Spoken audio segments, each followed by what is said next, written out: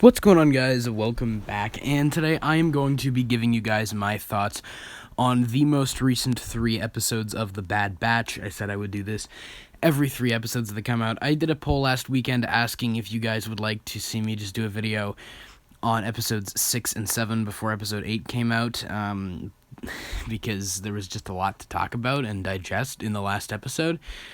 But I just decided to leave it. I had a lot of work from school and a lot of other things that I had to deal with, so I just didn't really have the time anyway. So I decided to wait for episode 8 to come out, and now we have 3 episodes here to talk about. Now, there's a bunch of spoilers right in front of you, so, I apologize if you've not seen it, but obviously, besides the spoilers that are right in front of you, if you have not seen the most recent 3 episodes of The Bad Batch, then you should probably click off now, because these are going to be spoiler-filled. Now, first off, let's talk about episode 6, the one I think most prominently remembered for the return of the Martez sisters characters who appeared in Season 7 of Clone Wars. They worked with Ahsoka, and that was arguably the worst arc of Season 7 of Clone Wars, and in my opinion is one of the weakest arcs of the Clone Wars show. And, I didn't really love seeing them back again. Trace was a little bit more tolerable than Rafa, but I just find those characters relentlessly irritating. I found them irritating in Season 7, and I just found them just as irritating here, not being grateful to Hunter for saving her, referring to Rafa, leaving Omega to die. Perhaps Trace went back to rescue her, but she still left her to die originally. So just not likable characters. I don't enjoy them. I don't find them likable or entertaining. I just find them relentlessly irritating and unlikable. Just not characters that I enjoy, and they definitely put a damper on the episode. And I just have very little to say about it. The Bad Batch are assigned to go to this droid factory on Corellia by Sid to find this tactical droid, Data, and they bump into the Martez sisters. They have a little bit of a fight. They end up kind of reversing the controls on the droids to make them fight each other. And, it's just some standard fare. A lot of it felt like it was intending to set up the next episode. The tease at the end with the cloaked figure that Rafa is talking to, who it is revealed in the next episode is in fact Captain Rex. And then, Wrecker's inhibitor chip continuing to act up. We actually have Wrecker say, "Good soldiers," which does establish that the headaches he's been having throughout the past 3 episodes were, in fact, the inhibitor chip, and they weren't just, random headaches. There was a reason for the headaches, and it was building to something. And yeah, it just mostly felt like setup. It was just kind of felt like setup for the next episode, which is kind of where a lot of these kind of plot threads they've been setting up kind of come to a head. And, it was just kind of, I don't think it was a terrible episode. There were some interesting themes, like at the end with Hunter talking to Rafa and saying, things were a lot easier when we were soldiers, and with her responding by saying, in the end we all choose sides. I found that to be a pretty interesting episode, and underlies or kind of highlights a theme that has been running throughout the show of, the purpose of the clones following the Clone War. It was even present in the Clone Wars finale with Captain Rex having that philosophical discussion with Ahsoka, and, that was an interesting moment. It's something that's been present for a lot of Clone Wars and this show as well. But it was just kind of nice to them, or it was just kind of nice to see a continuation of that theme. I found the Echo joke really funny, where Trace goes, "Is there an Echo in here?" And Echo runs up and is like, "Hi, I'm Echo." Pretty funny moment, but it does highlight the underlying problem with Echo in the show, is that his character's been treated with a joke, and they don't ever bother to give him any depth, especially in the next episode, which is something that really bothered me. But besides a couple moments, episode 6 was just, it didn't really do a lot for me. It was watchable, like all of this show. I find all of this show to be watchable and fun, but it didn't really have a lot to offer. But then we get into episode 7, and this is where a lot of elements come into play. We start off and we begin seeing, tensions rising with Sid, where she's pointing out the fact that they've been taking up a lot of, parking space, and they've been spending a lot of credits, and they have to execute or go and do some sort of really big job in order to kind of make it up to her. So tensions are rising there.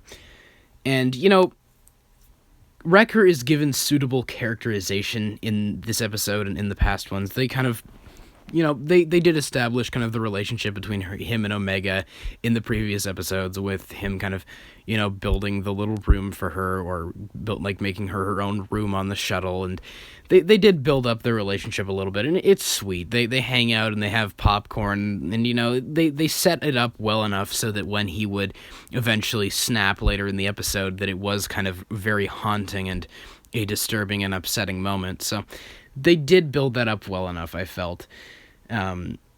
It's sweet, and I enjoy the relationship between those characters. And, of course, Captain Rex does return in the episode. It is revealed that he was the one the Martez sisters were talking to at the end of episode 6, which makes sense because they had the droid R7, which was Ahsoka's droid, and who we last saw, basically in pieces at the end of the Clone Wars finale. So obviously she and Rex came in contact with them at some point, so it just all kind of makes sense and ties together there that he would be in contact with them. So they were the ones who let him know where they were. So he goes to find them, and they meet up. It's kind of a sweet reunion. He meets Omega, and it's kind of a nice moment. She basically calls him old. And, it's kind of a nice moment, just a nice moment to see Rex again, the perfect soldier. He's back in the game. He's still out there.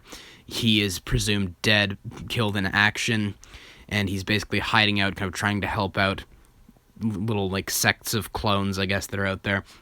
But it is revealed that, of course, to him, that the Bad Batch have not removed their inhibitor chips because Wrecker's kind of having his headaches, so they have a really kind of crazy moment where he's like, you do not want to play around with these chips, they are dangerous, and he has his hand on his blaster. He's willing to gun them down if they make any moves. It's just a very disturbing moment, and it shows the PTSD and trauma that he endured at the end of Clone Wars, and I like the natural continuation there. We didn't really see a lot of that at the end of Clone Wars because the pacing was very quick, but here we get kind of a nice, slow episode, and we get to see Rex's PTSD and the fact that he's not joking around. That is not out of character for him. He was willing to execute all of his brothers in the finale of Clone Wars before Ahsoka talked him down into just using stun blasts, because he was convinced, they are going to kill us no matter what, and we have to kill them. It's not out of character for him. It's completely in character for him to be willing to just gun them down if they showed any signs of hostility towards him or Omega or anyone around them.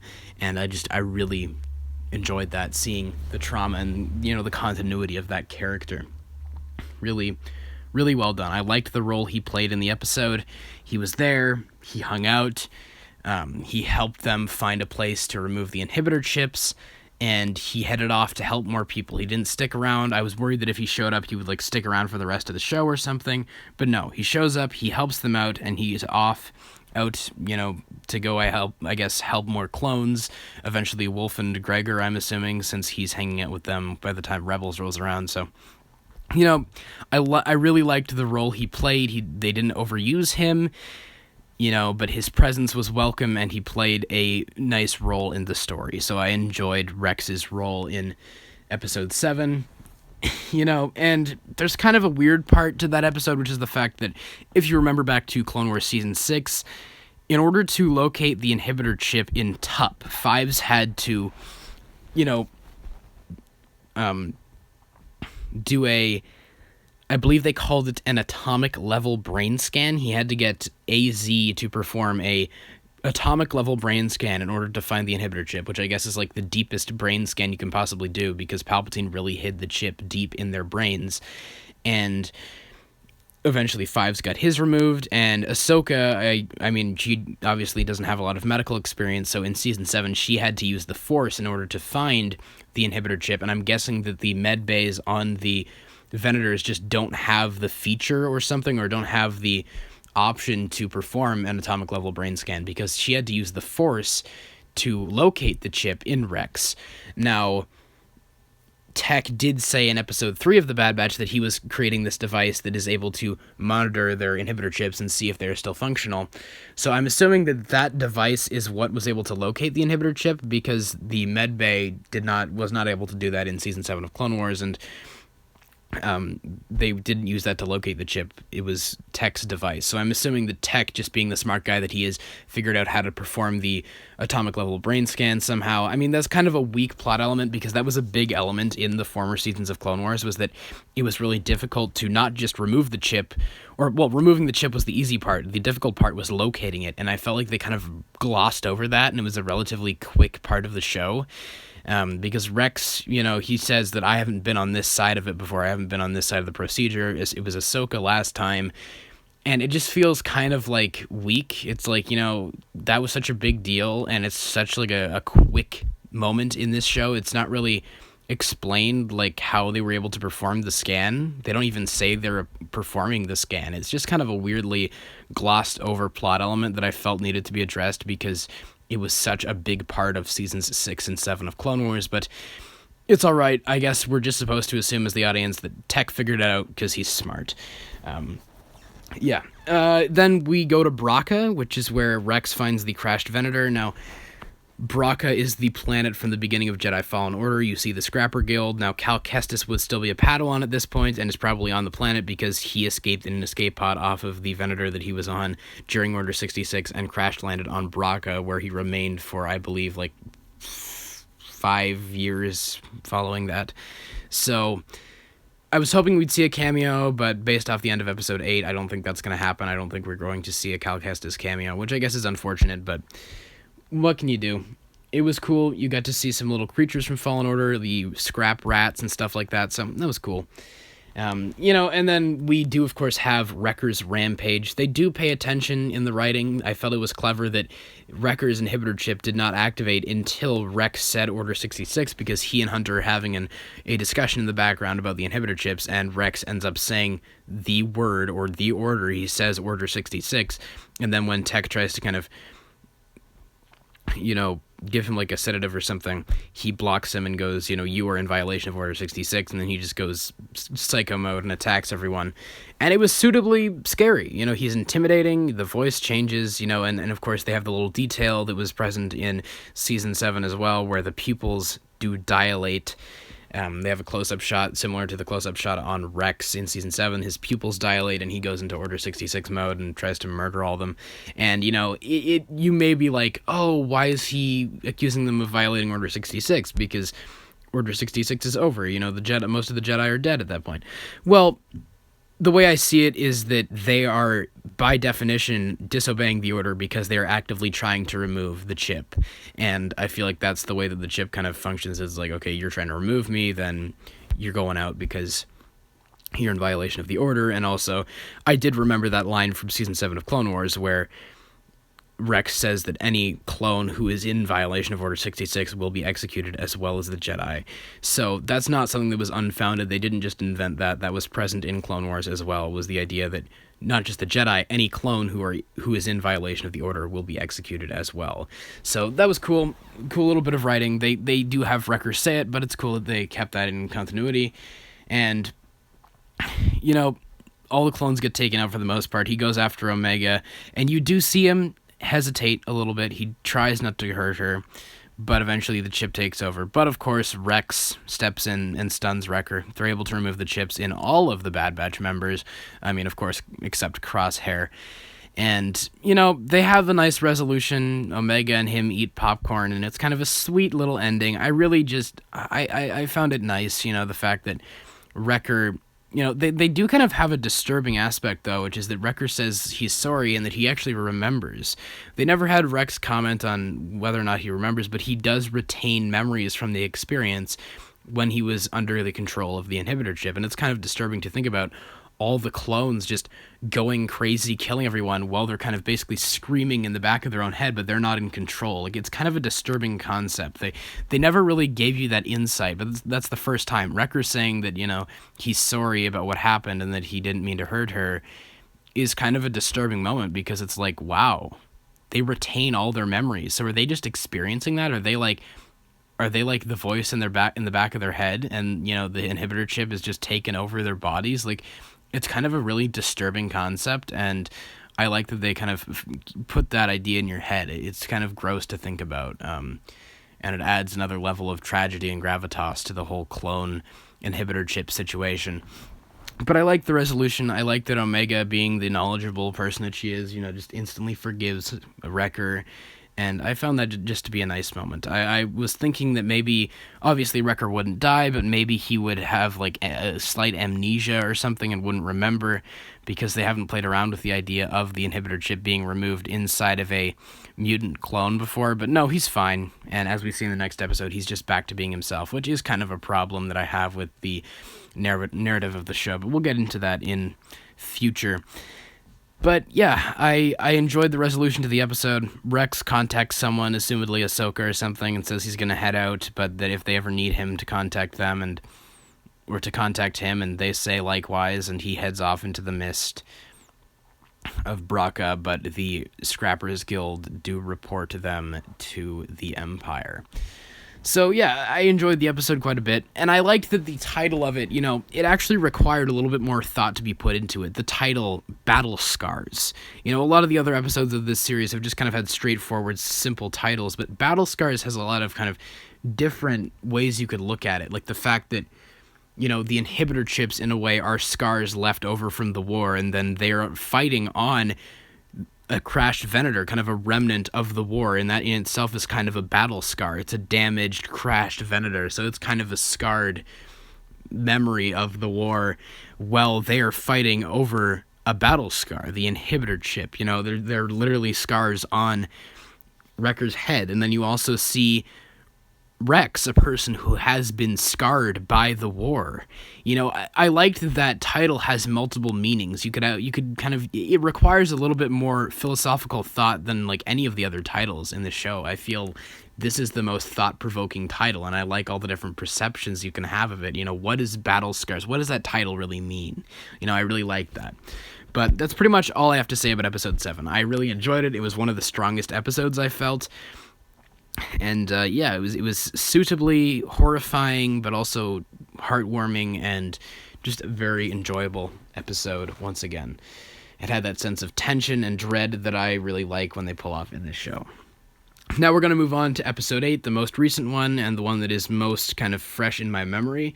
Now, we do have some interesting themes being explored in this episode. We have a scene where Echo and Hunter are discussing, what the next course of action should be, and Echo is arguing that they should have gone with Rex at the end of the last episode.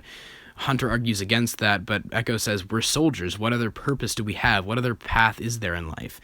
And, there was that scene in Season 7 of Clone Wars where Rex says, some people wish the war never happened, but without it, we wouldn't exist.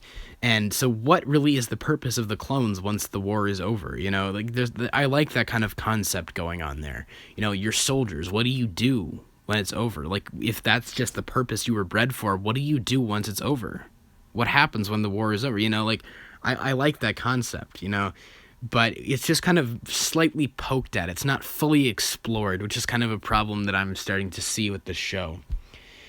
I liked that this show is very tense, or that this episode is very tense. It's by far kind of one of the most intense episodes of the show, from like basically beginning to end, with Crosshair just instantly accepting his new mission to go and just execute his lifelong friends. Just no hesitation. Yes, I'll go kill my friends. Just a very just heartless, cold moment.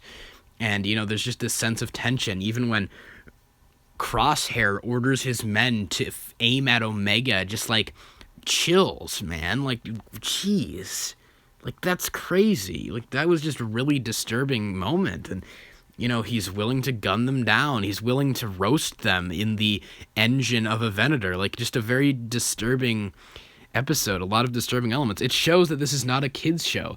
They show Omega, the youngest member, not getting shot, but getting hit with a stun blast, getting knocked out and kidnapped by this bounty hunter.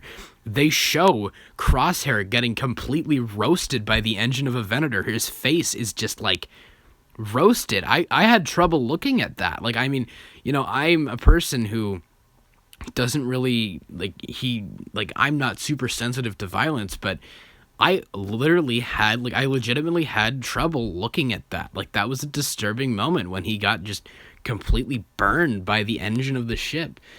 So I like that it showed there is no, this is not a kids show where there's no sensory happening here. Like, Crosshair's got bandages on his face, like, just very grim stuff, And I kind of, once again, I like that it brought back that element of the Kaminoans. Like, what's going on there? What is this experiment that they are working on?